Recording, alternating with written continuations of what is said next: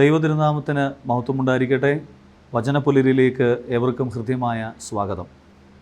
ഇന്ന് നമ്മൾ കാണുന്നൊരു വചനം 1 തീമോഥെയോസ് 2-ാം അധ്യായത്തിൻ്റെ 8-ാം വചനമാണ്. അവിടെ ഇങ്ങനെ പറയുകയാണ്, അതിനാൽ കോപമോ കലഹമോ കൂടാതെ പുരുഷന്മാർ എല്ലായിടത്തും തങ്ങളുടെ പവിത്രമായ കരങ്ങൾ ഉയർത്തിക്കൊണ്ട് പ്രാർത്ഥിക്കണമെന്ന് ഞാൻ ആഗ്രഹിക്കുന്നു.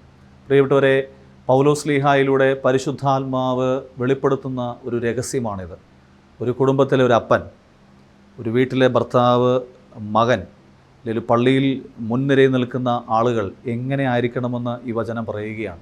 കോപമോ കലഹമോ കൂടാതെ എല്ലായിടത്തും നിഷ്കളങ്കമായ കരങ്ങൾ ഉയർത്തി പ്രാർത്ഥിക്കണമെന്ന് ഞാൻ ആഗ്രഹിക്കുന്നു.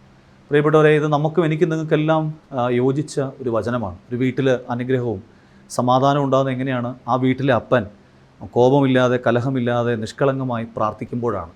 പലപ്പോഴും പല വീടുകളിലേക്ക് കടന്നു ചെല്ലുമ്പോൾ കോപിക്കുന്നൊരപ്പൻ, എൻ്റെ അപ്പൻ്റെ ഭയങ്കര കോപത്തെക്കുറിച്ചൊക്കെ ഷെയർ ചെയ്യുന്ന മക്കളെയൊക്കെ ഞങ്ങൾ ഒരുപാട് കണ്ടിട്ടുണ്ട്. അതുകൊണ്ട് കോപം ഇല്ലാതെ, എന്ന് വെച്ചാൽ കോപിക്കരുതെന്നല്ല ഞാൻ പറഞ്ഞത്, അമിതമായ കോപവും കലഹവുമൊക്കെ ഒരു വീട് നരകതുല്യമായിട്ട് മാറും. അതുപോലെ തന്നെ ദേവാലയമായിക്കൊള്ളട്ടെ, മുൻനിരയിൽ നിൽക്കുന്ന വൈദികർ, ട്രസ്റ്റിമാർ, സെക്രട്ടറി, ഇവരെല്ലാവരും തന്നെ പ്രാർത്ഥിക്കുന്നവരായിരിക്കണം. അവർ കോപിക്കുന്നവരായിരിക്കരുത്, കലഹിക്കുന്നവരായിട്ട് മാറരുത്.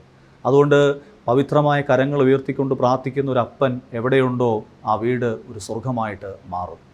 ഈ വചനം കേൾക്കുന്ന, മുൻനിരയിൽ നിൽക്കുന്ന, എല്ലാ നേതൃത്വ നിരയിൽ നിൽക്കുന്ന സ്ത്രീ പുരുഷൻ ആരുമായിക്കൊള്ളട്ടെ, അവർക്ക് മുമ്പിൽ നിന്ന് നയിക്കുമ്പോൾ ആ ശക്തി കിട്ടാൻ കോപിക്കാതെ കലഹിക്കാതെ സ്നേഹത്തോടുകൂടെ എല്ലാവരും ചേർത്ത് നിർത്തി എല്ലാവർക്കും വേണ്ടി പ്രാർത്ഥിക്കുന്നവരായി മാറുവാൻ പരിശുദ്ധാത്മാവ് ഈ വചനം കേൾക്കുന്ന എല്ലാവർക്കും കൃപ നൽകട്ടെ എന്ന് പ്രാർത്ഥിക്കുന്നു. സർവശക്തനായ ദൈവം തമ്പുരാൻ നിങ്ങളെ സമൃദ്ധമായിട്ട് അനുഗ്രഹിക്കുമാറാകട്ടെ.